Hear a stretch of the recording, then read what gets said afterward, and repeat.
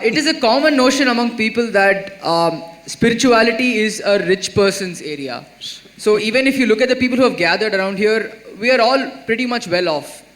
And once we have earned for ourselves, we then find time to do yoga or meditation or look into our inner being. But as we were discussed all throughout the whole discussion till now, there are, yes, you yourself have said that 500 million people are still malnourished, and there are so many people in this country who are daily wage workers who at that point of time spirituality and learning of their inner being would not be the most important thing for them. Their most important thing would be feeding themselves and their children for the next meal. Really, you think so? You do one thing, you go to any so-called spiritual event in the country, will you see rural masses there or people like you in denims? Who will you see? So, don't make conclusions which are not even true. Are we trying to prove something or are we trying to look at truth? The truth of this nation is, we have kept our populations in extreme abject poverty. Nourishment is missing, leave anything else. Nourishment is missing. In spite of that, I must tell you this, people ask me these questions wherever I go in the world. Sadhguru, so many spiritual teachers and masters, so many great beings have come in India, but why are we so poor? Why is India so poor? Where is the spirituality? Well, you know this, 250 years ago we were the richest nation on the planet. Everybody wanted to come to India. Why do you think of Vasco da Gama or that Columbus who made that mistake? All these people set off in the oceans that they did not know, and over 100 expeditions in the ocean drowned. Nobody ever wrote about them, all right? Because nobody writes about people who drown in the oceans. So why was everybody in Europe trying to come to India? Because it was the most prosperous nation. Well, in 250 years we got cleaned up.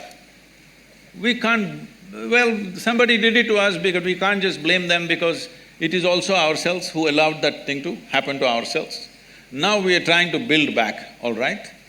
But even though you kept them in such abject poverty, wherever these people went, they made sure not a bit of the local culture remained. Just look at North America, South America, Australia and large parts of Africa, anywhere. This one culture, after 1,000 years of invasions, we've still kept our culture and our spiritual process.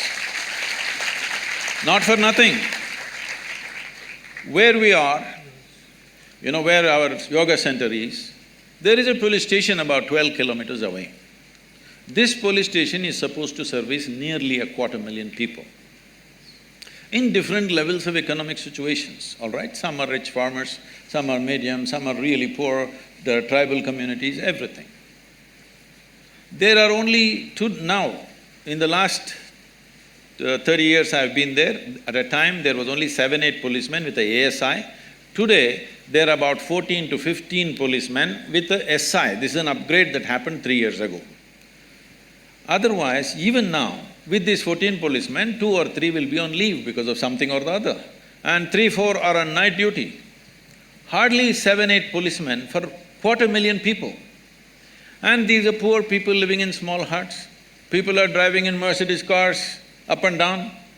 But they never pounced on them, killed them and took what they have. It never happened.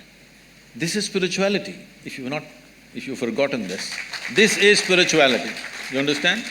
Well, you don't stretch this too far. You don't take their spirituality too far. You have to settle what they need in their lives as quickly as possible, otherwise they won't hold for too long. But it is because of that spiritual process, we as a nation have survived in spite of all the abuse that's happened to us.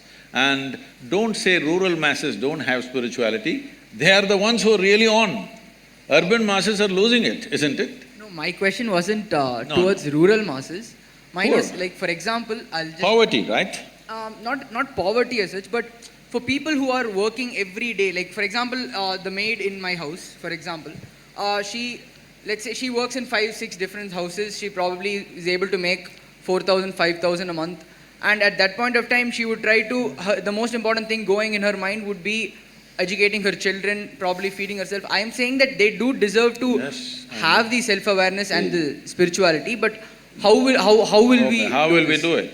If you do not know this, 70% of our work is in rural India, where the poorest of the poor are, okay? Poorest of the poor are in rural India, 70% of our work is in rural India and it's free. It's free of cost. You walk with me in Tamil Nadu, you go into a village, the entire village will gather. Not for money, not for something else, because they know there is some tools of transformation which they can make use of. So in the city, there is money involved simply because you want it in an air-conditioned room. Air conditioning is on right now. Whether I pay or you pay or somebody else pays, somebody is paying for it, isn't it?